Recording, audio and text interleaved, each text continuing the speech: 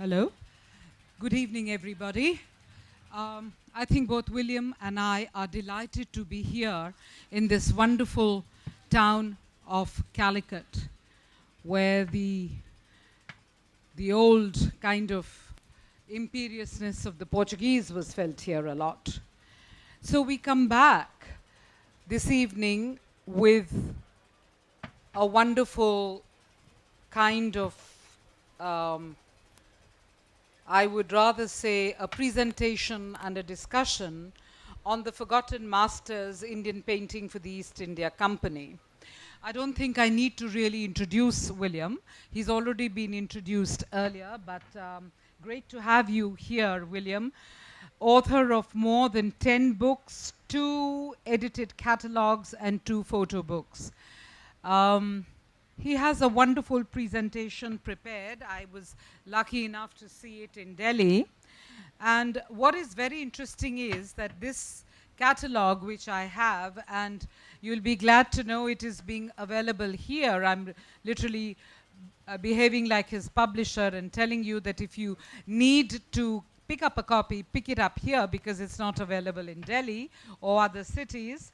It's a wonderful catalog, lavishly illustrated, 192 pages with 8 essays in it. The opening essay is by William himself. There's an essay by Andrew Topsfield, by H.J. Nolte, Malini Roy, Lucian Harris, Yuthika Sharma, and J.P. Losty. And what William has done in this book is a different way of looking, because we as art historians, traditionally trained art historians, look at the linearity of a visual language. We have used words like the company painting, and within it there are various brilliant artists, and as the evening will progress, you will see some of the most astounding botanical drawings, some of the most beautiful natural history drawings, drawings of the flora and fauna, which really draw you to the picture and get you to look at it long and in quietude.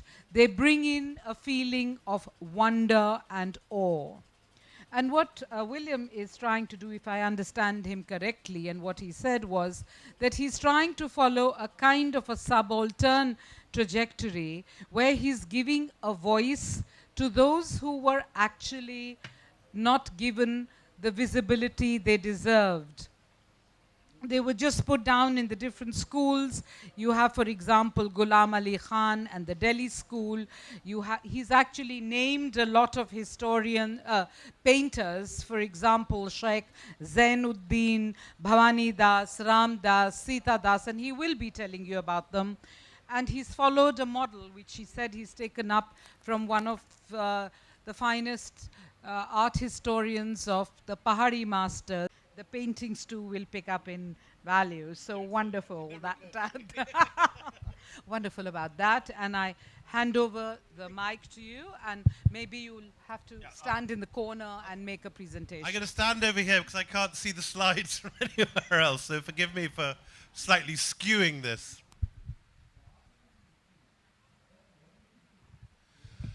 So one of the very first Indian words to end up in the English language was the word loot.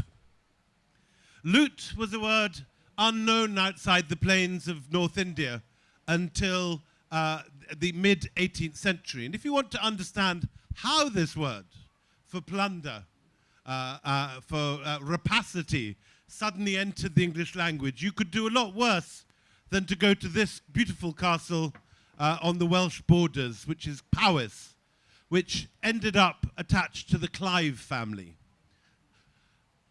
Outside, as you can see here, it looks like the archetypal British castle with battlements rising up from Tudor box hedges. But step inside and you find a very different world. This is the galleries where Clive's loot from India ended up. There are swords and shields and spears, Hindu statuary, elephant armor, and one or two quite major objects of national importance, notably the palanquin of Siraj ud-Dawla, abandoned on the battlefield of Plassey in 1757, which found its way back here to Wales. If you go through the arch at the end of the corridor there, you will find the campaign tent of Tipu Sultan, many of whose campaigns in northern Malabar were directed from that tent. What is all this stuff doing in the Welsh countryside? Well, if you look at this picture, under which you have to walk into the treasure chamber or khazana, you get a bit of the story. In the center, you can see a Mughal prince handing a document to a red-jacketed English gentleman. This is Robert Clive, being given the Diwani by Shah Alam. And the Diwani isn't a word that means much to anyone in either in Britain or in India today, but it's a very crucial moment because it's the moment which the East India Company seized control of the finances of Eastern India. Eastern India, particularly Bengal, was the richest part of India in the 18th century. There were 1 million weavers in Bengal, and their work had turned India into the largest industrial power in the world during the 18th century. For the first time since the classical period, India overtook China as the world's largest industrial producer. And the great weight of this production took place in Bengal through the weaving. This is from about the 1600s. The Mughal aesthetic, which had changed architecture and changed miniature painting, also changed the nature of Indian textile production. And that beautiful Mughal style of weaving and textile making became desired not only in Britain, but in Holland, Italy, France, and around Europe. And these gorgeous textiles, but also very simple cotton goods, which were produced very cheaply, but it was very high quality in 18th century India. These were shipped by the East India Company around the world. And so much so that you get deindustrialization in Mexico in this period due to the sheer quantity of Indian textile imports. Now, all that money was suddenly put at this moment, the moment shown in this painting, at the gifting of the Diwani, into the hands of the East India Company. Shah Alam handed over, in the aftermath of the defeat at first Plassey, then Buxar in 1764, the finances of Eastern India, and they ended up in the hands not of the English crown, as so many of our textbooks tell us, but instead in the hands of the East India Company.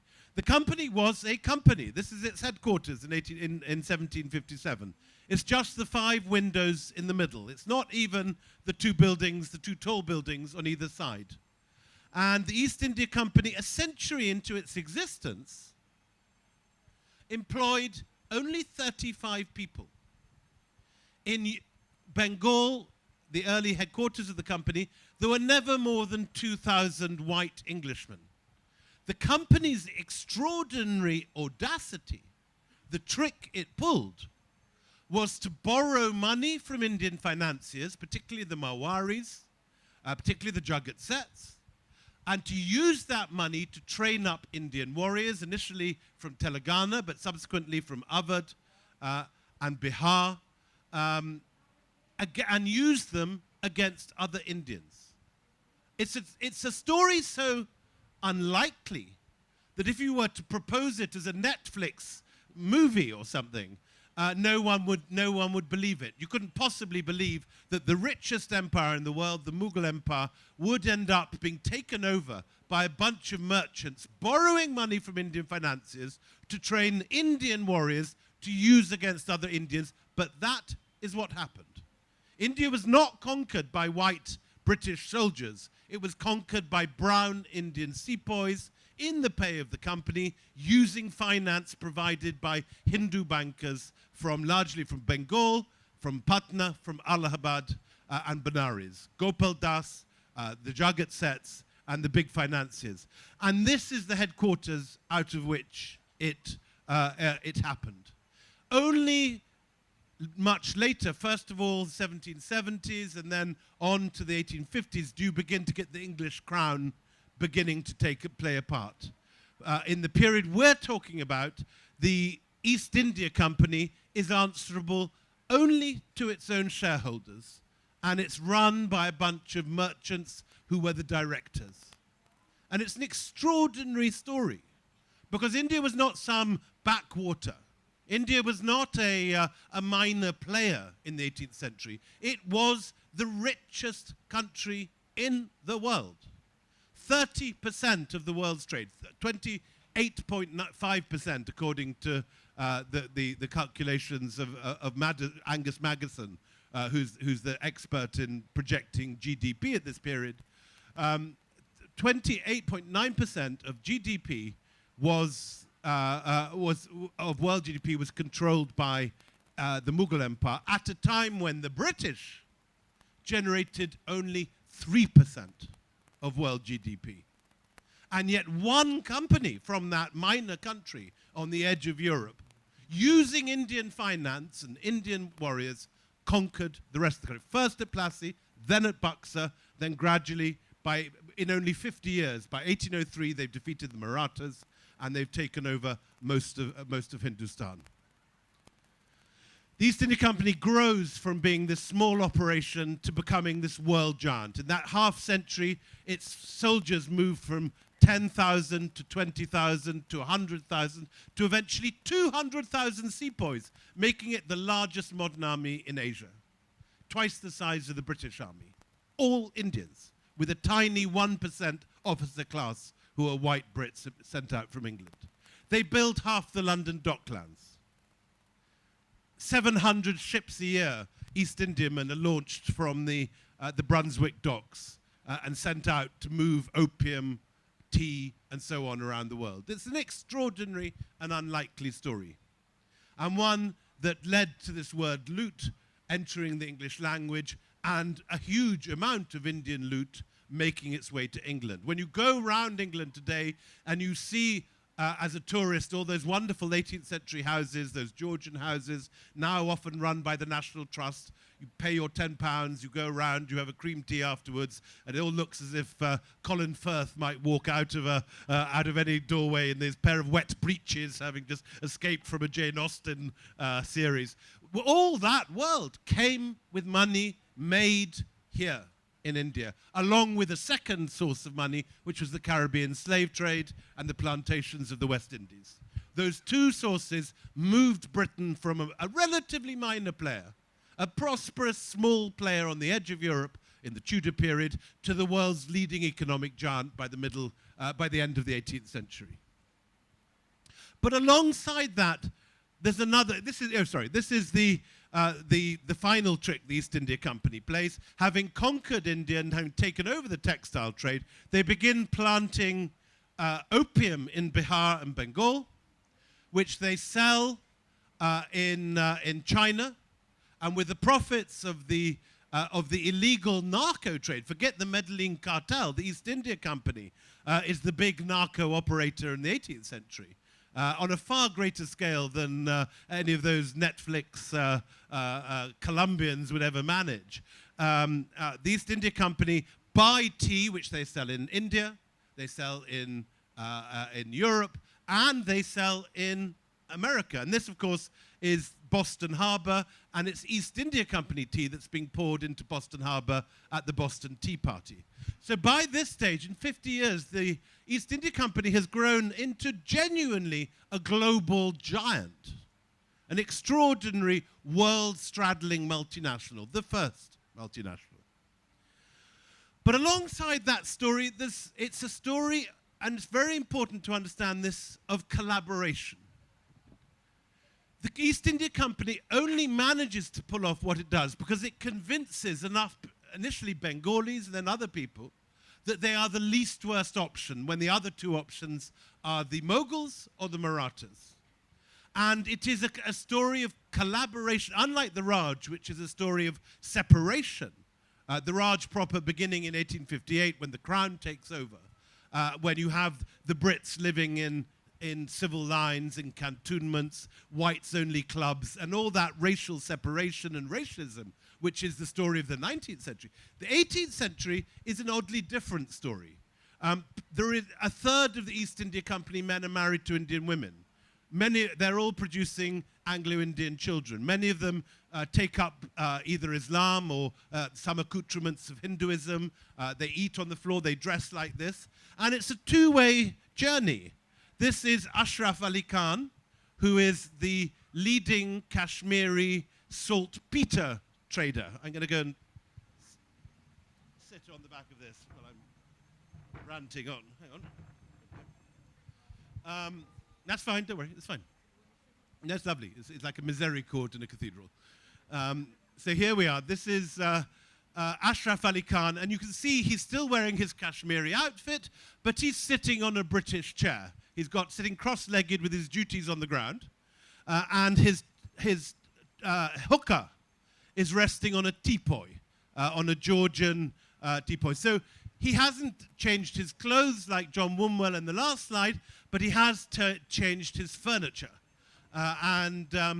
The hookah is resting there. This is his girlfriend, Mutabi, who's also got her hookah on a teapoy, but sensibly she's not sitting cross-legged. She's got her legs fully on the ground, is looking far more elegant than her boyfriend. So this is a two-way process. Culture is moving backwards and forwards. It's a collaborative story. And the same is true of the art of the period. This is a portrait probably of Mazzarelli Ali Khan, the Delhi artist, the nephew of Ghulam Ali Khan, the great master of the palace. And this picture shows an artist in company employ at this period. Now, he's sitting in the traditional Mughal painting pose. He's got one leg up. He's resting back on a bolster. His paper is resting on a board, a wooden board, and he's painting about 6 inches from the paper with a squirrel hair brush. But look carefully, and in addition to his Mughal oyster shells full of malachite and lapis and all the traditional Mughal natural mineral-based pigments, he has 2 boxes with the latest imported British watercolors. He's got a British watercolor kit sitting in the box. And he also has a pair of British glasses on, and he is painting, certainly this picture is painted on English watercolor paper, imported Whatman paper. So already you have in art the same as you have in society and in clothing and in food and so on. There is the beginning of a crossing of cultures. And this happens not only in Delhi, but also in the south.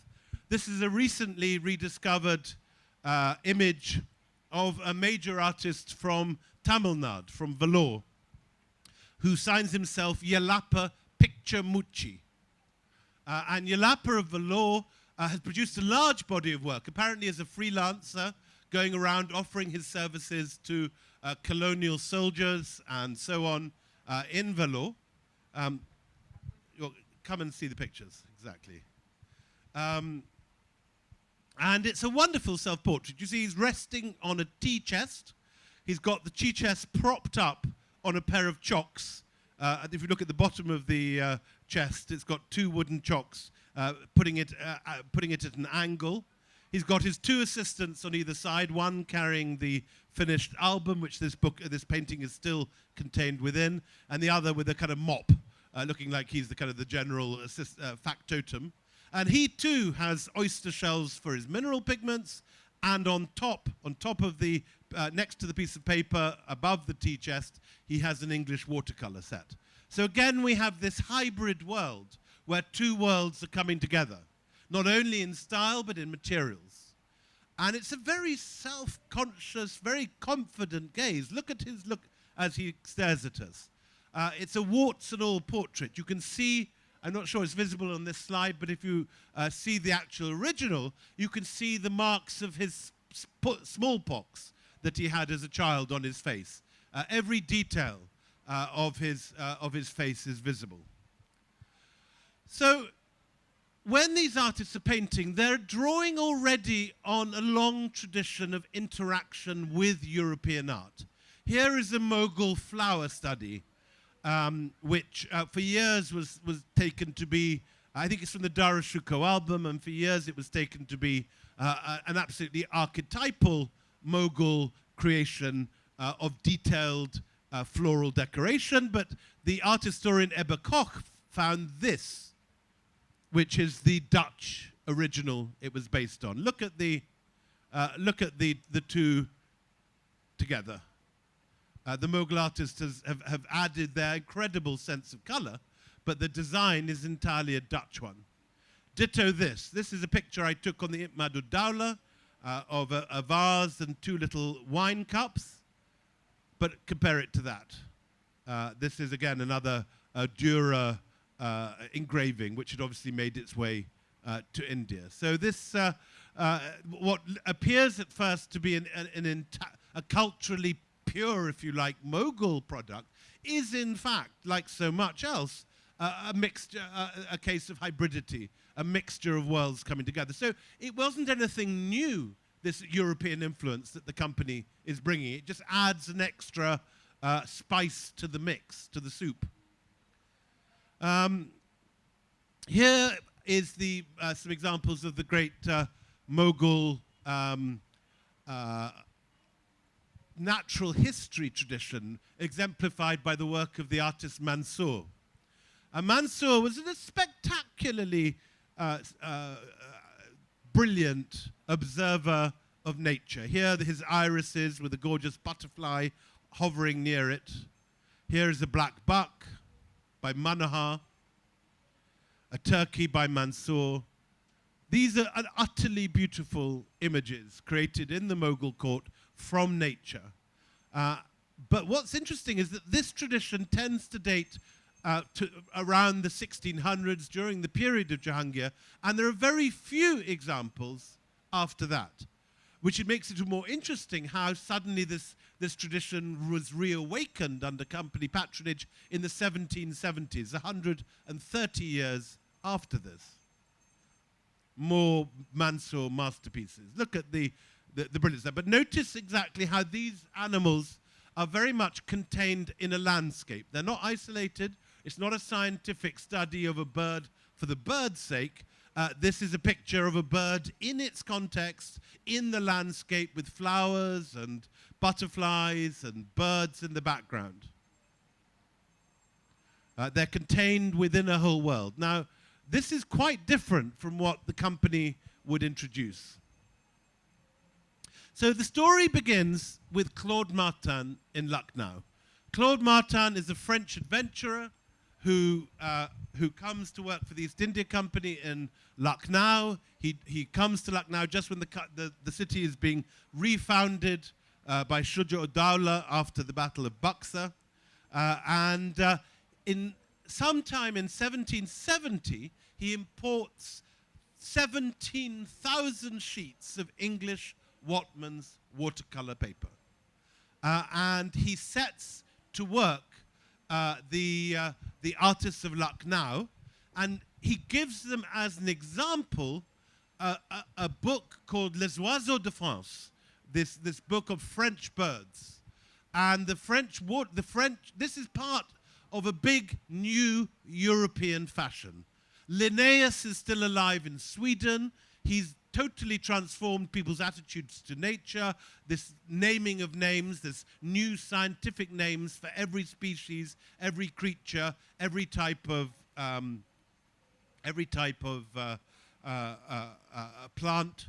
And this passes to England, particularly with the help of Joseph Banks, who's come back with Captain Cook from the South Seas with hundreds of new species, and they together create a fashion for highly illustrated, expensive lithographs of nature. And this fashion spreads from Sweden to England, from England to France, from France to Holland. And these very expensive, luxury, multi-volume books of the birds and the plants of Britain and France and so on are published. And Claude Mata imports them to Lucknow, and he shows them to Lucknow artists. Now, Claude Mata is an extraordinary man. He is very much a man of the Enlightenment. He's watching what's going on in science in France. So, for example, when the Montgolfier brothers put up a hot air balloon in Paris, Claude Mata studies the scientific accounts of how they did it, and 5 years later, he puts up a hot air balloon in Lucknow. Later, he realizes that he's got a grumbling appendix, he reads the right scientific journals, and he operates on his own appendix using a scalpel and takes his appendix out and lives to tell the tale. So this extraordinary man starts off by showing these Lucknow artists examples of European natural history, watercolors and lithographs. This is Claude Mata in old age, painted by Zoffany. This is his house in Lucknow, the Chateau de Lyon. Here he is with his friends, John Wombwell, the guy we started with in the turban. Claude Martin's in the red jacket. Zoffany is the artist at work in a third from the right. And Antoine Paulier, who had employed lots of Lucknow artists, is on the left. Now, Paulier's artists seem to have been the ones that Claude Martin used. Here is a close-up of Martin in his red East India Company jacket. And here is an example of the sort of thing he was commissioning. What the Lucknow artists did was that they did their traditional form of portraiture. You find exactly the same thing with images of noblemen in Lucknow at this period against this kind of Lilliputian miniature landscape with these miniature trees in the background casting a shadow. Slightly different from the old Mughal tradition. And here's the next stage, when you have an entirely white background. So compare that with the sort of thing Mansour was doing, where those birds were standing in gorgeous landscapes with sunsets and butterflies. This is got a cold scientific background. This is a scientific study of a bird, and yet the Mughal artists are painting animal portraits. Despite the white scientific background, there is a sort of understanding that this is a portrait of a bird. It's capturing its character and its essence. It's not just a picture of its plumage. Look at these snakes. Incredibly sort of malevolent little sort of glint on the snaky eyes of these Claude Martin cobras. But again, underneath we have the very scientific cross-sections rather than a paradise landscape with butterflies and so on. And here's one of the first Claude Martin natural history pictures. We found 5,000 of these uncatalogued and unaccessioned in Kew Gardens. Henry Nolte, who was doing the natural history end of this project, came across box after box of these from the Claude Martin collection that literally had not even been given accession numbers. And that's a very important part of this story, because these pictures have been stuck in a sort of limbo. They're not quite Indian enough for anyone to really take them on as Indian art, although they were the creation of Indian artists. So B.N. Goswami's great masters of Indian painting minutely goes through all the great masters of the Rajput, Pahari, and Mughal schools, giving them family stories, the backgrounds, the catalogue raisonnés of their work, but it kind of stops at company painting. There's just 3 pages with 3 examples of company art. But the British have taken the same attitude. In their embarrassment of the end of empire, the British have taken down all the imperial art from the Tate and the British Library and the British Museum. You see almost nothing in public display in Britain. For example, the most famous picture of imperialism, Dr. Brydon as the last man escaping from the massacre from Kabul, coming out in his horse out of the Khyber Pass. That was the most popular picture in the Tate in the 19th century. Today, it's been relegated to a regimental museum in Somerset, in Taunton. And so these things have fallen between two stools, which is why you're seeing them here for the first time. And this is particularly true of the natural history paintings, which, as I say, not only have not been published, not only have not been not exhibited, they haven't even been given accession numbers in Kew. You can't even call them up on the catalogue because they're not catalogued. And they're there, these great masterpieces, in large quantities. And this is the first time they've ever been shown and ever been published. So this passion moves on to Calcutta. Just yesterday, I was in the Botanic Gardens in Calcutta, founded by William Kidd in the 1770s, and by his successor, James Kerr, employs an artist called Bhawani Das to paint very large folio volumes. These are sort of double A3 spreads. And they are beautiful. They are completely perfect in their foreshortening a spray of green mangoes. It looks like Bhawani Das has been painting this all his life, but this is in fact probably the first ever natural history image we have from the Murshidabad school of trained artists. And yet, somehow these guys are channeling what Mansour was doing 130 years earlier. Effortlessly, they adapt to this new form of painting. Here is another by Vishnu Prasad, who's also working in the Botanic Gardens in Calcutta for a later Botanic Garden man called Nathaniel Wallich. This is one of the most talented of the Calcutta botanic artists, Munna Lal, painting coffee plants. Again, remember, this is being all done by the East India Company, so everything has a commercial point. Coffee is something they think they can make money out of, or certainly the naturalists, in order to justify their natural history enthusiasms to the company, made a point of giving preeminence to commercially viable products such as coffee and, of course, opium. This gorgeous-looking poppy is, of course, an opium poppy, and the opium which is extracted from this would be the ruin of many a poor Chinese opium smoker. Here's more Munna Lal. Look at this extraordinary detail, something called club moss, with this wonderful root system, immaculately studied. This is a pitcher plant, a ginger root. And interestingly, what do you do in South India where you don't have a Mughal tradition? Who do you go to paint your pictures? Well, the only painters they found on the Telugu coast were Kalamkari textile painters, people that had been painting textiles. And so here is an example of a natural history painting painted by a Kalamkari painter. Now compare it to the work of Manu Lal. Manu Lal, with the Mughal tradition, has foreshortening, shading, three-dimensionality. This picture is very three-dimensional and alive. Rangia does not have the ability to do that. But what he does have is this wonderful talent in filling in the spaces. He takes the tendrils for a polka or a waltz into the corners. And it's a gorgeous design. Flat, but beautiful in its own way, a quite different tradition. Again, this is one of the reasons we haven't used the phrase company art in this, because A, it foregrounds the company, the patron over the artist, but B, it includes within it many different schools of art. This Kalamkari trained artist is quite different from the Mughal artists working elsewhere.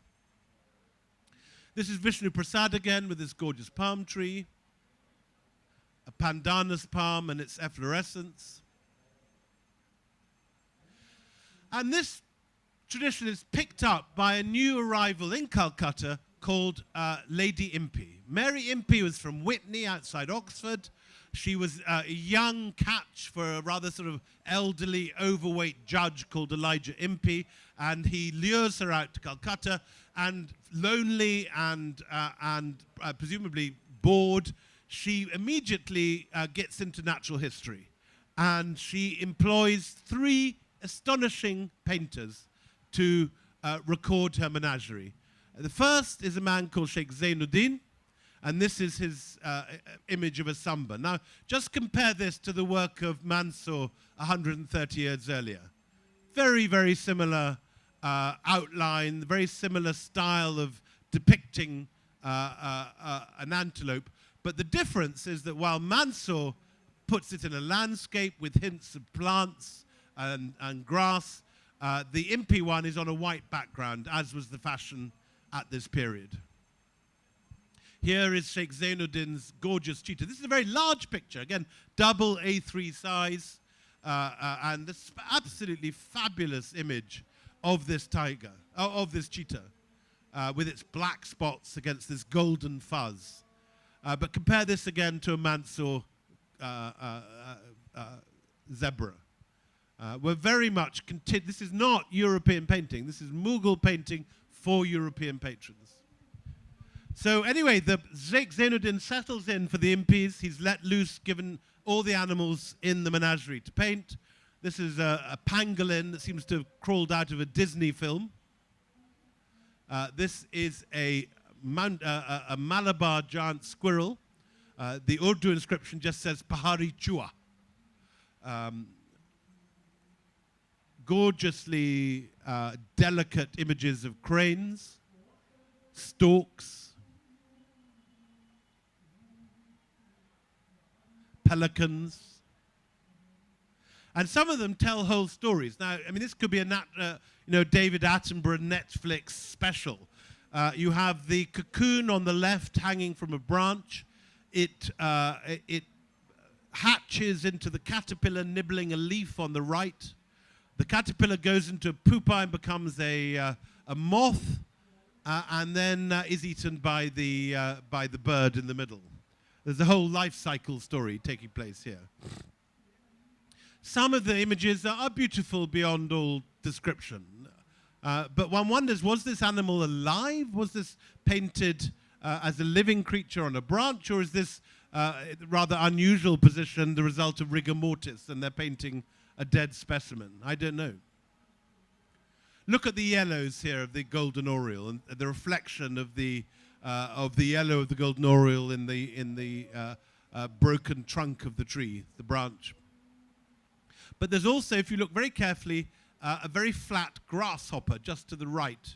I'm not sure have I got a pointer? No, no pointer. This looks like it should be attached to Sigourney Weaver's face. This is not actually an escapee from the film Alien, but it's a horseshoe crab painted by Sheikh Zainuddin with all the horror of someone who obviously clearly doesn't horseshoe crabs. Snakes. Now, interestingly, there's a hierarchy at work here, and Zainuddin takes the nicest animals, the nice cuddly pangolins and sambas and so on. But he passes on to his assistant Bhawani Das the kind of nasty snakes and creepy crawlies and the slithery things and things that can bite. And poor old Bhawani Das has to sit next to the cobra and paint that. Ditto this terrifying looking crate, the most venomous of all. Bhawani Das is definitely allowed to do that one. And this is perhaps my favorite of all the images by Bhawani Das, this fantastically masculine bat displaying himself with the kind of, I don't know whether this is a kind of flasher's hand or whether it's more like a commendatore at letting in a woman to a Venetian opera house. But it's an incredibly dandyish bat. This is its girlfriend, this is the female. And this perhaps is the mother-in-law looking on. But there's a good selection of bats in the album. Bhawani Das again gets given the lizard, poor Bhawani Das, to go and study. And the fish. This wonderful puffer fish looking rather surprised to be painted. And this then spreads out that many other artists take up where the Bhawani Das, Ram Das, and Sheikh Zainuddin leave off. And when the new menagerie at Barrackpore is opened under Lord Wellesley, there's a whole selection of artists employed by the menagerie as full-time painting staff. And one gets the impression that these artists are filling the void, in the sense of patronage, left by the East India Company snipping the privy purses of the princes. By this stage, at the time of Lord Wellesley, which is about 1798 onwards, the Murshidabad Nawabs have had their privy purses reduced enormously. They can no longer provide employment to the same number of painters as Ali Verdi Khan and so on could employ. And one gets the impression there's a migration not only of civil servants and soldiers from Murshidabad Nawabs to East India Company, Calcutta, but also the artists. And they have an amazing ability to paint these animals with wonder and awe. I mean, look at this is clearly a great surprise to the artist, this strange fish with a little mouth and an eye. One of the best employed by the Barrackpur Menagerie is an artist called Haludar, who's never been written about before Malini Roy took him up in the catalogue. And Haludar does not use watercolor or Mughal gouache. He doesn't use mineral-based pigments. He uses pen and ink. But it has an incredible facility to show fur and the character of these animals. I mean, that is the essence of mousiness in this wonderful picture that could be a Beatrix Potter illustration. Or this bear that looks like it's just stumbled onto an electric cable and every hair on its back is sticking up in a kind of fuzzy electric, the bear looking understandably startled by this happening. Now, while all this natural history painting is going on, other artists are setting themselves up as freelancers, apparently. Among them, Sheikh Mohammed Amir of Karia. Now, it's always been a Calcutta tradition that Sheikh Mohammed Amir of Karia was the son or somehow related to Sheikh Zainuddin, who did the Impi album. And yesterday, very surprisingly, when I was giving this same talk at the Apijay Festival, not only did we find that the site of the festival, Allen Park on Park Street, was all that remained of the Impi Park where the menagerie was. So by pure chance, I was giving the talk on the place that Zainuddin was painting these things. But it turns out that Karia Road is just up from Park Street. So if Zainuddin did take lodgings near Park Street, and if it passed on in his family, this is where indeed Sheikh Mohammed Amir might have been brought up if he was the son of Sheikh Zainuddin. But we just don't know. That's entirely speculation. But Sheikh Mohammed Amir set himself up as a painter of all the things the British wanted to send home and record of their social lives. Horses, inevitably with the British dogs. But they are intriguing compositions. Look at this one. The servants, the three servants, have all got very humane faces. You can tell their different characters and their different outlooks on life. But the little white memsab is invisible in her bonnet. What's going on here? Is this a Muslim artist showing respect for a colonial daughter? Is it a Muslim not wanting to show a woman's face? Or is this a sort of strange form of resistance, somehow denying, in a sense, the humanity of this colonial girl? She's just a bonnet on a horse. You don't even see her hands. They're in white gloves. And she's just like a sort of alien suspended in her little, is that a palanquin that she's in? A sort of salad, slung to one side of this horse. Here is one of many Sheikh Mohammed Amir horse portraits, where he seems to be sort of channeling Stubbs. And these are some of his dog portraits. The dog on the right is called General, and the dog on the left is called Aya. But look at the wonderful background. Look at the very Calcutta landscape in the background there. There are gigs painted with all you see the strangeness that the artist sees in this strange contraption and the springing mechanism. Portraits of colonial mansions on hot Calcutta days with someone fishing in the pukur in the front.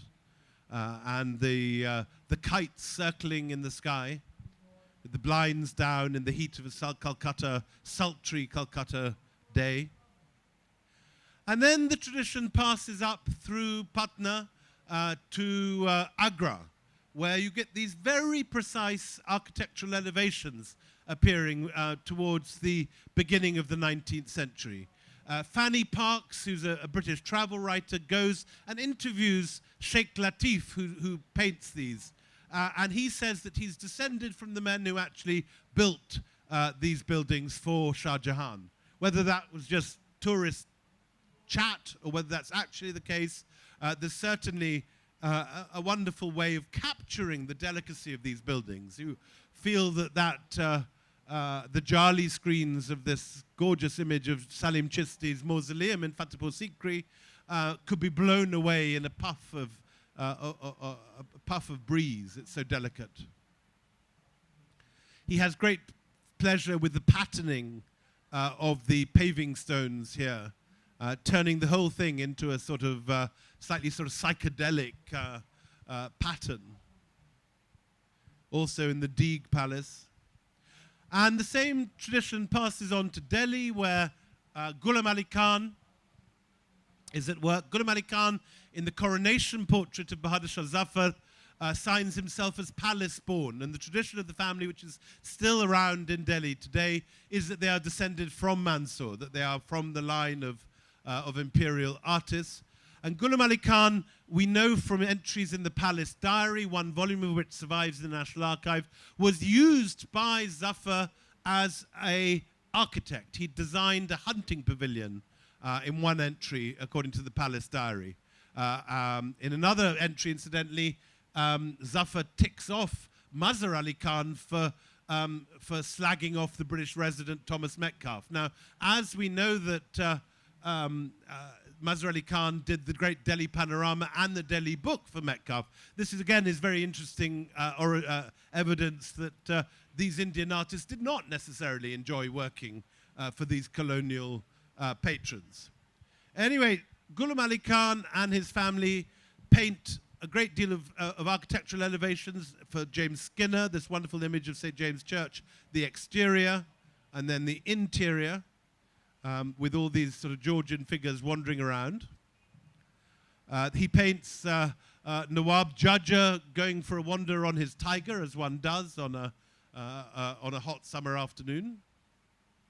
He paints Ustad Himat Khan, who is the kind of Keith Richards of the Mughal court, who is the very celebrated sitar player, who, though blind, managed to impregnate one of Zafar's mistresses shortly before 1857 and was exiled to Hyderabad, which saved his life, of course, because while the rest of Delhi was being massacred after 1857 during the retribution of 1858, Ustad Himat Khan survives and keeps the Delhi school, the Delhi Gharana going. So had he not impregnated this girl, we might not have some of the wonderful music. So we just have to finish canter to an end. One of the dancing girls, Pari Khan Khanegi, cutting a dash as she still would in a nightclub today in this outfit. Lalji's image of the dancing girl, Malagua. And finally, lots of images of Fraser and Skinner's assistants and bodyguards. This is Colour, who was William Fraser's main ADC. It's a before and after picture. You see him on the left as he appeared out of his Haryanvi village in his dhoti and this rather ragged turban and his sword. And this is on the right is how he looks after a good blow dry and shampoo. And he's been fitted up with a Napoleonic outfit. Incidentally, William Fraser was a great fan of Bonaparte, and he sent his books to St. Helena when he discovered that Napoleon had nothing to read. The ship sank and the books didn't arrive, but Napoleon got the message that they'd been sent, and he sent back to Delhi as a present to this man his signet ring and an image of himself, a bust by Canova. And in the uprising of 1857, the statue of Napoleon was looted from Metcalfe House, where it had gone after Fraser's death, and was discovered being worshipped as an image of Shiva in a Shiva temple in the old city of Delhi. Though where it is today, sadly, is not known. Finally, just run very quickly through these images of Skinner's horse in all their magnificence, shown before and after, some of them as peasants in the village, and this is the Nawab of, the Prince Kumar of Patiala, Afghan mercenaries armed to the nines as part of the military labor market in Delhi, and also ordinary villagers. This is very important because while this is a colonial bit of patronage, these are the first times we've seen these villagers in Indian art. We do not see these people in Mughal painting. We see only the Nawabs, the princes, and so on. But this is very much the same guys you'll still see in Rania, in Haryana, if you go there today, wearing exactly the same homespun, or they certainly did 20 or 30 years ago. They're probably wearing baseball caps and jeans now, but very recently this would be what they were wearing. And yet, one can never forget this is colonial art. What's happening on the right of the picture? Those are the land grants for the village. The old Mughal land grants, and everyone's brought their claims to their land. It's rather like the Modi's census and wanting to see everybody's papers for their grandfather's birth. With the colonials, the colonials wanted to see everyone's right to land, and then they would tax them accordingly. So as you can see, that everyone in the village is looking a bit upset at this, where they haven't necessarily made it to Shaheen Bagh yet, but they're probably on their way there. Anyway, so I think that's quite a good place to leave it. We have one last artist after this, who is Sita Ram, who is the beginning of the end, because Sita Ram realizing he starts off as a Murshidabad artist painting in a Mughal style. He then becomes a natural history artist working in Barrackpur, and finally he takes on this sort of quasi-Europeanized style, channeling the Hodges and the Daniels, bringing forward the picturesque. And this is the first time you actually have a Mughal-trained painter actively embracing modern European styles of painting and leaving their Mughal training behind them. And that, in a sense, is the gateway to what happens in the 19th century with John Lockwood Kipling and the colonial art schools. Soon you have Raja Ravi Verma and so on painting in far more Europeanized styles with art down here in Kerala and Trivandrum. And a whole new world of art begins, and this traditional style dies out. But what we're trying to emphasize in this exhibition is that these are profoundly Indian paintings. Sheikh Zainuddin is channeling Mansour. He might be doing it for colonial paintings, he might be doing it for patrons, he might be doing it on English watercolor paper, but this is Indian art, and it is one of the last great flourishes of late Mughal art. Thank you very much. Sorry, I had to I've been getting a lot of pressure. We have 8 minutes to go. Yeah. So thank you very much for that. Gallop through. Yes, the gallop towards the end to reach the finishing post. But I think William did manage to show a whole range of company school painting done by individual artists who had their own singular stamp of creativity, and that is what he's trying to do, is to give a name to the anonymous kind of tradition in which they have been kind of sealed. I'll just start off a conversation and then I'll open it to the house. Just wanted to ask you that you arrived in 1984 to India, and from 2004 you've been living here continuously.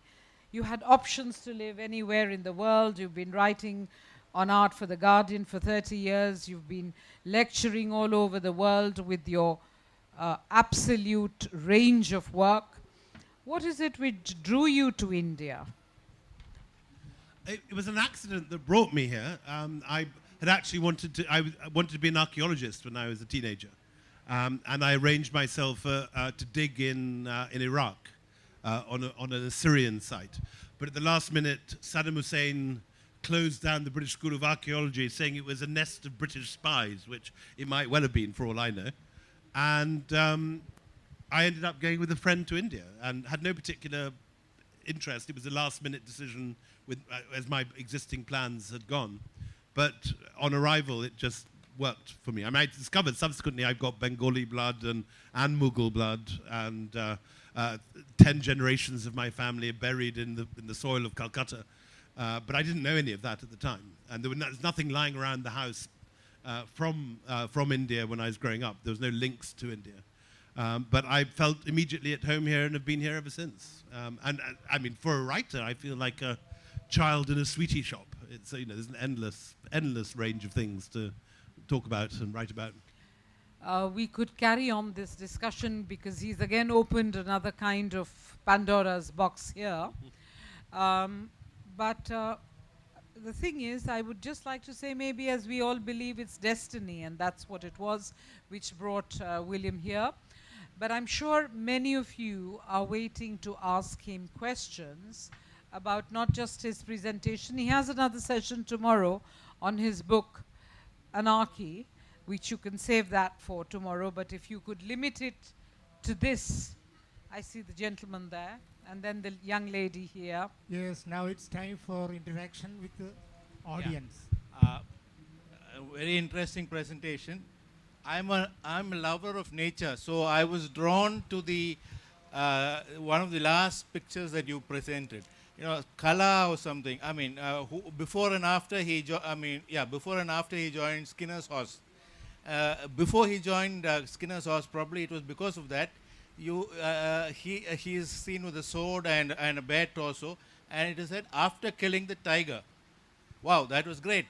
Because later on, I think the Indians were disarmed by the British, because in those days, I mean, in the early 20th century, along comes so-called, I mean, of course, I like him too, Jim Corbett, who is portrayed as the savior of the natives with his big fire stick and all that. But here's a man who could tackle a tiger with his sword and his almost bare hands. That's a very interesting piece of history. How did you miss that? Yes, I mean, Colour saves William Fraser's life. There's a moment when he's out hunting and Colour kills the tiger with his sword, which is why he's shown with the sword, exactly.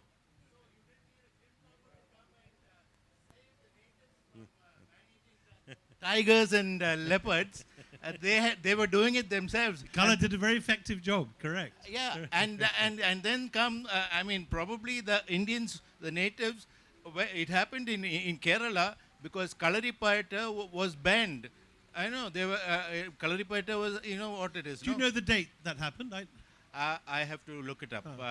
Yeah, it was banned. And Interesting. that art died. I mean, that art of self-defense and, the whole thing, including the massage system and all that, because the British actively suppressed that, because it was a threat to their dominance.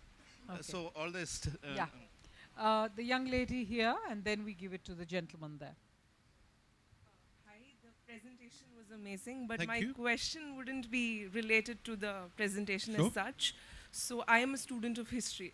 So everything in history is essentially a narrative. So I could have a narrative and you could have a narrative, and together we could form a very wholesome narrative. So how essential, or can you reflect on the importance of parallel historiography on filling gaps, on parallel historiography in filling gaps in history as such, and also on how it is very essential for us to contextualize history, as acts. It is imperative to understand that various events in history were politically motivated and did not have any religious undertones. So how important it is for one to understand parallel historiography and its importance in filling gaps in history, and second, in knowing why it is important to contextualize history so that, you don't have this meddling up of history in the Indian political narrative. So India is obviously not the only country where history is deeply contested. If you go to Israel, Palestine, there is an equal, 100% divide on what the facts are and what the version of history is. And and every place name and every settlement is disputed equally passionately as it is between left and right in this country. My model as a narrative historian was the great British medievalist Sir Stephen Runciman, who was very much my guru when I was at Cambridge. And I used to go and talk to him. He wrote these extraordinary books, not well known in India, but highly regarded where I'm from. 3-volume history of the Crusade, the fall of Constantinople, and so on. And he took the view that that if you wanted to write, he said, you know, if you want to teach, stay in university. If you want to write, go and write. It's a different thing. If writing is what you want to do that. And his method always was to read the primary sources in original languages. He was an extraordinary linguist and could read most of the European languages, but also Turkish, Arabic, Armenian, and so on. And his method was to present in the narrative what he considered to be the most likely version of events, and then to explain in the footnotes why he'd made the decision. If so-and-so gave one version of event and a second witness made a very different, he wouldn't analyze the two in the narrative. He would give what he thought was the most likely and then explain why he'd made that decision in the footnotes, which obviously leads to much smoother reading. As for, you know, weighing evidence of different version of events, I mean, if everyone in this room were to give an account of this session, we would have radically different descriptions of what's happened in the last hour. The more so with a battle or a change of dynasty or some great catastrophe. As a historian, when judging what version to give, if you've got a variety of different accounts, it's slightly like being a judge in a courtroom. You know, first of all, you give precedence to first-hand accounts of people that were there, who saw it themselves. You give slightly less credence to somebody who got it first-hand from somebody else, and you give far less credence again to somebody that's reporting it 150 years later by hearsay. And so in a sense, just like if you're, you know, there's a car crash on the way back from this festival tonight. The judge has several accounts of what happened. Who does he believe? You prioritize the person who saw it, who perhaps was in the car with the driver. Then the person who arrived 5 minutes later. But you don't give so much credence to people that arrived 3 hours later and heard it from their cousin what had happened. I mean, that's my basic working method. You just have to weigh up and judge what you consider to be the most likely understanding, having read the different primary accounts, and then you justify it in the footnotes. So with the Anarchy, there's 150 pages of footnotes judging, explaining why I've made the different decisions and what sources each statement is based on. We just have one last question here, and then we wind it. I think we could just let that question be, and then we'll wind it up. Last. Yeah, just one last question here. This gentleman here This standing up. gentleman here who's standing up. We don't have another session, so we... Hello, William. Hi. Thanks for that beautiful exposition of the history and art of India and the British period at that point in time. And as they say, history repeats itself, and although history doesn't repeat itself, it rhymes. So probably what UK is witnessing, in a sense, is the potential balkanization of the same sort of, Sure. all the things that it sort of brought into other countries. My question is about the precipitous drop you mentioned from the coming of the East India Company. You mentioned that the Indian GDP was around 28% of the world. Now, my question is that ascribed to the launch, the coming of East India Company? No, that date is, so I'm basing that on Angus Madison's figures for 1600. He does it by decades, and in 1600, I think it was 28.9% for India, Right. and 3% for England before the East India Company is founded. Okay, okay. And the figures more or less reverse themselves, so that by 1947, when Britain leaves. I think India's gone down to 7% of world GDP, while Britain has raised itself from 3% to 27 or something. And the related part to that question is the launch of corporate bonds and the financial sort of instruments which were coming to India at that point in time. Was any part of that sort of embedded in the society, or was it like the British essentially bringing British bringing that philosophy into India and not embedding it in India?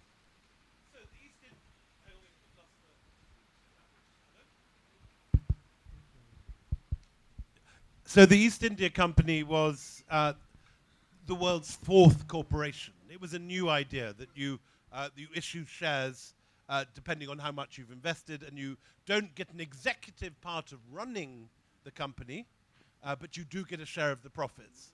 And this idea spread very quickly to India, so you do get Indian companies being founded in the 18th century onwards. In a sense, it's the most important legacy of the British in India. It's far more than Christianity, democracy. It probably affects more lives, railways, or all the other things that historians usually list as the effects of imperialism. Vis-a-vis bonds, so you had to be in London or have an agent in London to buy East India Company bonds. So it was not an option available to most Indians. It was an option available to, for example, Perron, who was the commander of the Marathas in Delhi, and he had an agent in London. So although he was militarily opposed to the company, he invested his winnings in company bonds, company shares, ironically. But if you were a Bengali, you had the option of buying not company shares in London, but specific company bond options in Calcutta. And whenever there was a war, the company issued bonds with very high returns. So you'd have 5-year bonds issued, for example, in 1798, just before the war for Tipu. Hundreds and thousands of Bengalis gave in their different amounts of money, and then got 100% return in 1805. And this was and this again was part of this extraordinary trick that the company basically used Indian money to pay for Indian warriors for an English company to conquer India. And the very important fact behind that, it was not white British soldiers fighting in the company. It was brown Indian sepoys.